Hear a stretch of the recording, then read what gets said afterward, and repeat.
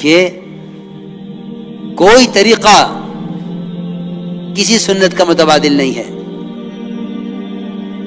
کہ امت جا رہی ہے سہولت کی طرف، اور سہولت کھینچے گی رواج کی طرف، اور سنت کھینچے گی مجاہدے کی طرف. اچھی طرح سمجھ لو. اس لیے میرے دوستو عزیزو، علم تو علماء کی صحبت سے حاصل کیا جائے گا. اللہ کے راستے کے نفر کے ساتھ تفقہ فی الدین کا کیا تعلق ہے؟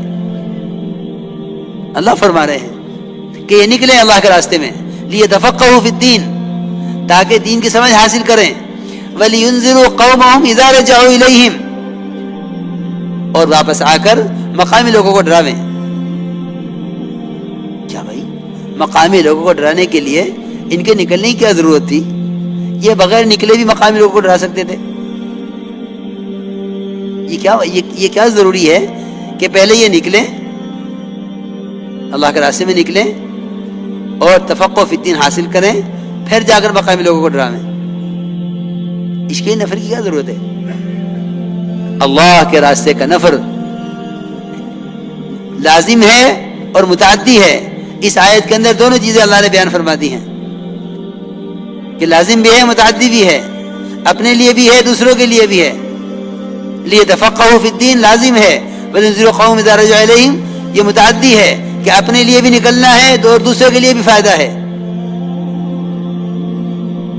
اس لیے میرے دوستو عزیزو، حضور اکرم صلی اللہ علیہ وسلم نے اس علم کی مثال جو خود لے کر آئے ہیں اور ہدایت کی مثال بادل سے دے کر امت کو حرکت پر ڈالا ہے.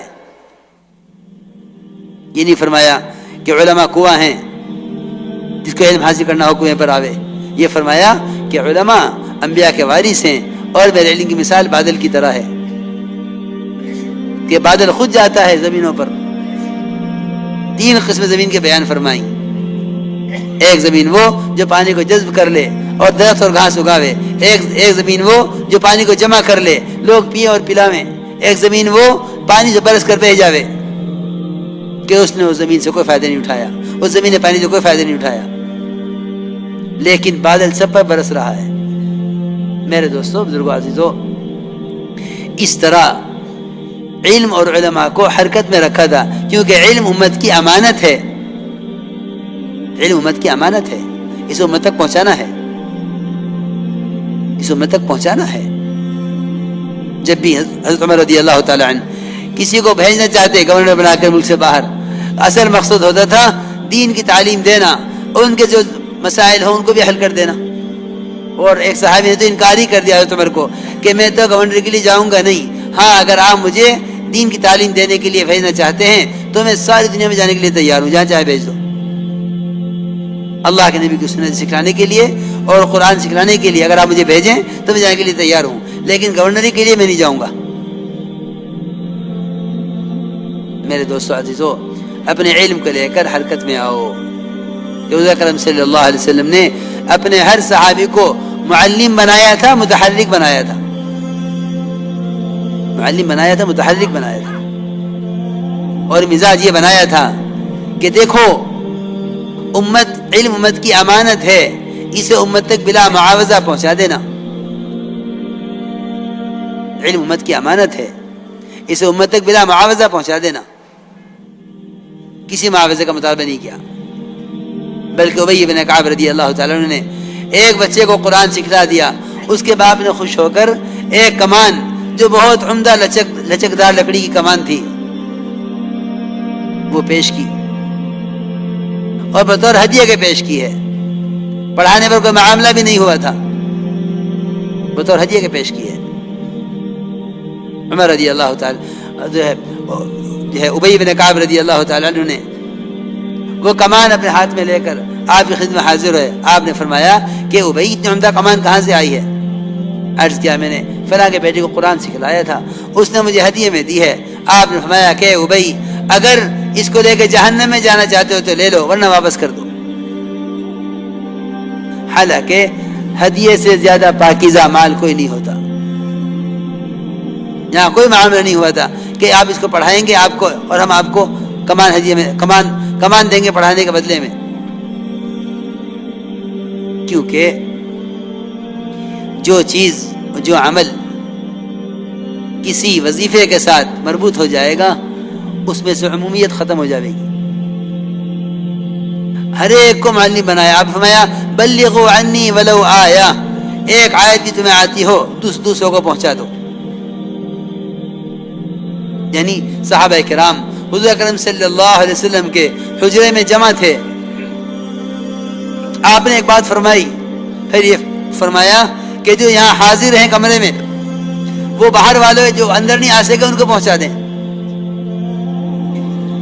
اتنا ایک آیت بھی آتی ہو تو پہنچا دو. بلغوا عنی ولو آیا، ایک آیت بھی آتی ہے تو دوسروں کو پہنچا دو.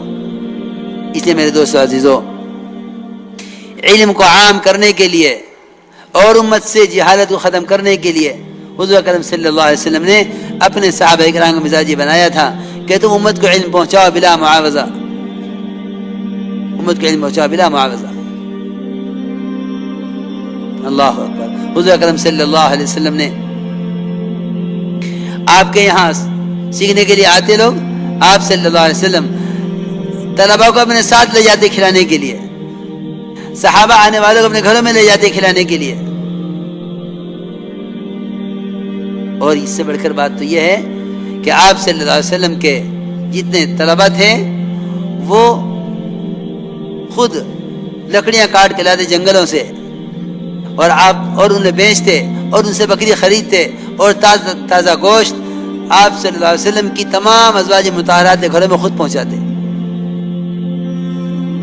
ایسے طلباء تھے پڑھنے والے کہ وہ آپ کے سارے گھرانوں کا خرچہ اپنے ذمہ لیے ہوئے تھے. پھر ابو ہریرہ جیسے محدث کیوں نہ تیار ہوں اور معاذ بن جبل جیسے مفتی کیوں نہ تیار ہوں کہ وہ جنگل سے لکڑیاں چن کر لاتے، ان کو بیچتے اور انہیں بیچ کر جو اس سے آمدنی ہوتی اس سے بکری خرید کر گوشت کاٹ کے تمام ازواج مطہرات کے گھروں میں بھیجا کرتے تھے. یہ مزاج بنایا تھا.